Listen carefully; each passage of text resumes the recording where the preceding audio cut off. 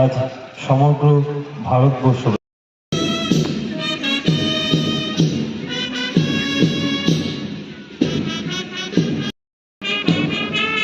সান্ত্বনা পুরস্কার পেয়েছে ইউবি প্লাটুন এবং 6th ব্যাটালিয়ন। আমার ব্যক্তিগত তরফ থেকে আপনাদের সকলকে আমার আন্তরিক শুভেচ্ছা জানাই। এই দিনটি আমাদের সকলের জন্য একটি গৌরবময় দিন। এটা আমাদের জন্য আনন্দের ও গৌরবের বিষয় যে দেশব্যাপী জনগণ ব্যাপক উৎসাহ উদ্দীপনার সাথে আজাদী কা অমৃত উৎসব এবং হর ঘর তিরঙ্গা উদযাপন করছে। স্বাধীনতা দিবস হল এমন একটি দিন যা আমাদের জীবনটি স্বাধীনতা সংগ্রামীদের অনুপ্রেরণামূলক যাত্রা।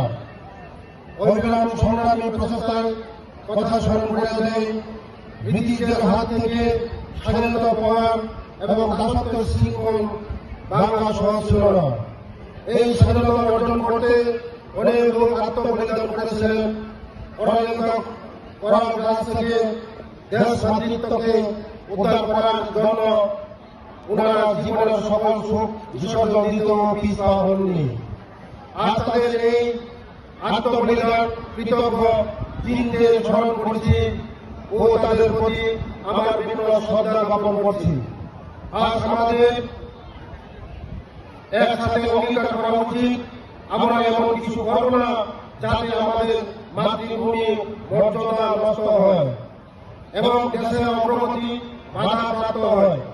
দেশের সামগ্রিক বিকাশ তথা পিছিয়ে পড়া অংশে মানুষের সার্বিক উন্নয়নে সুনিশ্চিত করার লক্ষ্যে স্বাধীনতা সংগ্রামীদের নির্দেশ ও পদক্ষেপ আমাদের অনুসরণ করা উচিত।